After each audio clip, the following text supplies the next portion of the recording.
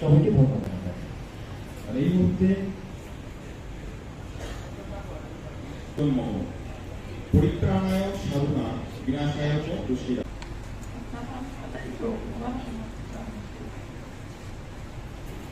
Police, Chhatra League, Jubo League সরকারের পেটুয়া, তারপর থেকে বেশ কয়েকদিন চিকিৎসা নিয়েছি এবং সত্যি বৈষম্য বিরোধী ছাত্র আন্দোলনের পক্ষ আজকের যে মত বিনিময় সভা, এখানেও আমাদের তারা বলেছে সরি ভাইয়া, এটা আমাদের মিসইউজ হয়েছে। তাদের বাবা মা সেরকম আমাদের কাছে দাবি করে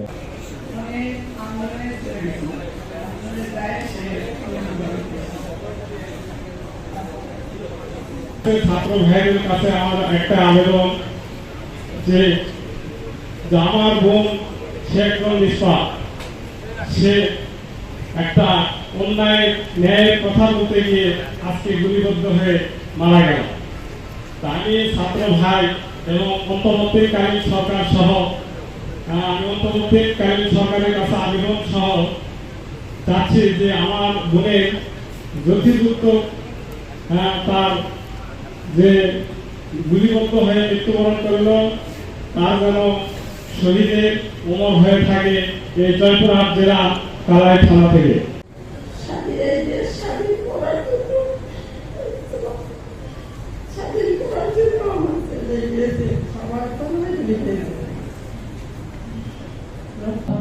সে কাজ করতে পারে না।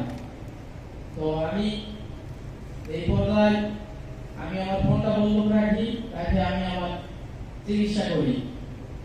লাগছে অরিজিনাল বুলেটটা হাতের সাইড থেকে গেছে, যে বুকের লাগতেও ভালো হতো, গুলিটা এখানে লাগছে। আমি বৈষম্য বিরোধী ছাত্র আন্দোলনে যোগদান করছি, আমি সেখানে গুলিবিদ্ধ হই, রাস্তাতে লুটিয়ে পড়ি।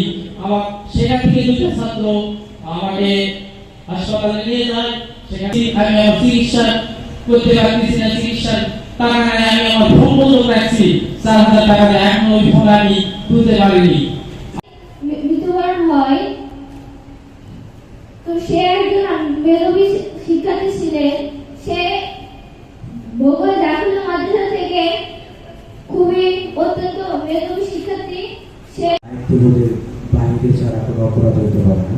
এখন বিভিন্ন জন বিভিন্নভাবে এটা ব্যাখ্যা করতেছে, কিন্তু থেমে তো থাকা যায় না, তাই না?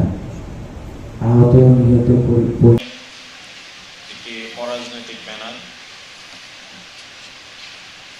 যাদের প্রাথমিক লক্ষ্য ছিল অ্যান্টি ফ্যাসিস্ট মুভমেন্টটাকে সফল করা। এবং আমি আবারও স্মরণ করছি, অ্যান্টি ফ্যাসিস্ট মুভমেন্টে এসে যারা আমাদের লক্ষ্য ঐক্যবদ্ধ যে ছাত্র জনতা, সেই ছাত্র জনতা যেন বরাবরের মতোই ঐক্যবদ্ধতা প্রদর্শন করে, কোনো প্রকার যেন রাজনৈতিক প্রভাব বা অন্য কিছুর জন্য তারা যেন ঐক্যবদ্ধতা বিনষ্ট না করে। আমি জয়পুরহাটবাসীকে আহ্বান জানাবো, 5 আগস্টের আগ পর্যন্ত আপনারা যেভাবে ঐক্যবদ্ধ ছিলেন এবং ঐক্যবদ্ধ থেকে ফ্যাসিস্ট হাসিনাকে পতন ঘটিয়েছেন এবং তাকে পালিয়ে যেতে বাধ্য করেছেন, ঠিক সেইভাবে আপনারা এখনও ঐক্যবদ্ধ থাকবেন। কারণ আপনাদের এই ঐক্যবদ্ধতা দিন শেষে বাংলাদেশ বিনির্মাণে, বাংলাদেশের যে ভঙ্গুর কাঠামো এই মুহূর্তে, সেই ভঙ্গুর কাঠামো পুনর্গঠনের ক্ষেত্রে খুব বেশি প্রয়োজন। আমার যারা ছাত্র ভাইরা আছেন, ছাত্র ভাইদের প্রতি আহ্বান, আপনারা লেখাপড়া করবেন এবং এটাই আপনার প্রথম ও প্রধান দায়িত্ব। এর পাশাপাশি যে সময়টুকু আছে সেই সময়টুকুতে আপনারা দয়া করে আপনারা ভলেন্টারি কাজগুলো করবেন। তবে অবশ্যই আইন কখনো নিজের হাতে তুলে নেবেন না, এমন কিছু করবেন না যেগুলো রাষ্ট্রবিরোধী কিংবা প্রশাসনিক কোনো সিদ্ধান্তের সাথে সাংঘর্ষিক। আমরা জানাতে চাই 5 তারিখের পর থেকে আমাদের কোনো এই আন্দোলনে সমন্বয়কের দরকার ছিল না এবং সেই কারণে আমরা সমন্বয়কের সব ধরনের চিহ্ন আমরা বিলোপ করেছি। আমরা বলতে চাই, জয়পুরহাটে এই মুহূর্তে কোনো সমন্বয়ক নেই, কিন্তু ভলান্টিয়ার আছে। যারা ভলান্টিয়ার ভাইরা আছেন তারা পড়াশোনার পাশাপাশি অবশ্যই আপনাদের যে রাষ্ট্র পুনর্গঠনমূলক কাজগুলো আছে সেগুলো বজায় রাখবেন এবং সদা সর্বদা এই আহত যারা আছে তাদের ট্রিটমেন্টের জন্য যত ধরনের সাহায্য চাওয়া দরকার আমাদের কাছে বলবেন, আমরা সর্বাত্মক সহায়তা করব, ব্যবস্থা করে দিব। এবং আমাদের দাবি থাকবে সর্বোপরি সরকারের কাছে, সরকার যেন দ্রুততম সময়ের মধ্যে এই সমস্ত আহত ভাইদেরকে দ্রুততম সময়ের মধ্যে তাদেরকে পুনর্বাসনের ব্যবস্থা করে এবং পরবর্তীতে যারা গুরুতর আহত তাদের কর্মক্ষেত্রে যাওয়ার সময় যেন কোনো বাধা হয়ে না দাঁড়ায় এবং তাদের বিশেষ গুরুত্ব দিয়ে আপনাদের পরিকল্পনা সাজাতে হবে।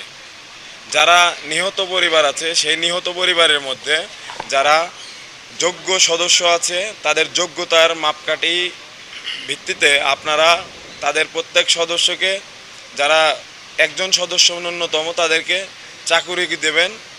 এটি হবে তাদের জন্য সম্মানজনক একটি উপায়। এবং দ্রুততম সময়ের মধ্যে শহীদদের রাষ্ট্রীয় স্বীকৃতি এটি প্রদান করা খুবই গুরুত্বপূর্ণ। তার পাশাপাশি শহীদের সংজ্ঞায়ন করাটাও খুব গুরুত্বপূর্ণ। আমরা বলতে চাই, আমরা যেভাবে বাংলাদেশকে ঐক্যবদ্ধ করেছি, আমরা ছাত্র জনতা মিলে যেভাবে বাংলাদেশকে ঐক্যবদ্ধ রেখেছিলাম 5 তারিখের পূর্বে, ঠিক সেইভাবে আমরা চাইলেই আবারও ঐক্যবদ্ধ রাখতে পারবো। আপনারা প্রত্যেকে নিজ নিজ কর্মস্থল থেকে আপনারা সততা এবং দেশপ্রেম, 24-এর অভ্যুত্থানের প্রেরণা, শহীদদের আত্মত্যাগের যে স্পিরিট সেটিকে যদি ধারণ করে চলতে পারেন, তবে আমি মনে করি বাংলাদেশে এই মুহূর্তে চলমান যে দুর্নীতি, চাঁদাবাজি, সন্ত্রাসী কর্মকাণ্ড, সেগুলোকে ঐক্যবদ্ধভাবে আপনারা ঠেকিয়ে দিতে পারবেন। কিন্তু যদি আপনারা 24-এর গণ অভ্যুত্থানে নিহত প্রাণদানকারী ভাই বোন এবং তাদের পাশাপাশি আহত যে ভাই বোন যারা রক্ত দিয়েছেন তাদেরকে যদি আপনারা ভুলে যান, তাহলে এই স্পিরিট নষ্ট হয়ে যাবে এবং খুব দ্রুতই বিপ্লব ব্যাহত হওয়ার সম্ভাবনা রয়েছে। আমাদের যে অরাজনৈতিক প্ল্যাটফর্ম আছে সেই অরাজনৈতিক প্ল্যাটফর্ম বৈষম্য বিরোধী ছাত্র আন্দোলনে প্রত্যেকের আসার অধিকার রয়েছে এবং আমরা মনে করি এই অরাজনৈতিক প্ল্যাটফর্মটি মূলত অ্যান্টি ফ্যাসিস্ট প্ল্যাটফর্ম হিসেবে কাজ করেছে। কিন্তু বর্তমানে এই প্ল্যাটফর্মটির গুরুত্ব এই কারণে যে পুরো জাতিকে পুনর্বার ঐক্যবদ্ধ করা প্রয়োজন, এজন্য যে বাংলাদেশের যে ভঙ্গুর রাষ্ট্রীয় কাঠামো সেই ভঙ্গুর রাষ্ট্রীয় কাঠামোটাকে ঠিক করতে হবে। সেজন্য আবারও আমি জাতীয় ঐক্যের ডাক দিয়ে আমি আমার বক্তব্য শেষ করছি। আমরা মনে করি যে অবশ্যই এখানে ষড়যন্ত্র আছে, দেশে এবং দেশের বাইরে থেকে ষড়যন্ত্র তো হচ্ছে অবশ্যই। যিনি ডিক্টেটর ছিল খুনি হাসিনা, সেই হাসিনা তো অবশ্যই চাইবে পুনর্বার। আপনারা দেখেছেন গণমাধ্যমে ইতোমধ্যে অনেক কিছু প্রকাশ হয়েছে, কালকের একটা ঘটনা আপনারা জানেন, সবাই দেশবাসী জানে। তো সে দিল্লির উপকণ্ঠে বসে নিশ্চয়ই বসে নেই, সে কিছু করার চেষ্টা করছে। আপনারা দেখেছেন যে ভারতবর্ষে একটি পলিটিক্যাল বন্যা কীভাবে বাংলাদেশের দিকে ধেয়ে এসেছে এবং সেখান থেকে কিন্তু কোনো মেসেজ ছাড়াই, ভারতের পক্ষ থেকে কোনো মেসেজ ছাড়াই বাংলাদেশের উপর দিয়ে একটি বন্যা তারা প্রবাহিত করেছে, যেটি আমরা মনে করি সম্পূর্ণ পলিটিক্যাল একটি বন্যা। তো এর বাইরেও বিভিন্ন গ্রুপ আমাদের পক্ষ থেকে আমাদের এই ব্যানারকে ব্যবহার করে বা আমাদের ব্যানার এর নাম করে তারা কিন্তু পলিটিক্যাল যে স্বার্থ, সেই পলিটিক্যাল স্বার্থ উদ্ধারে কিন্তু উঠে পড়ে লেগেছে। এটি আপনাদেরকে স্পষ্ট করে বলতে চাই। কারণ বৈষম্য বিরোধী ছাত্র আন্দোলন তাদের প্রাথমিক লক্ষ্যটা ছিল ফ্যাসিস্ট হাসিনার পতন।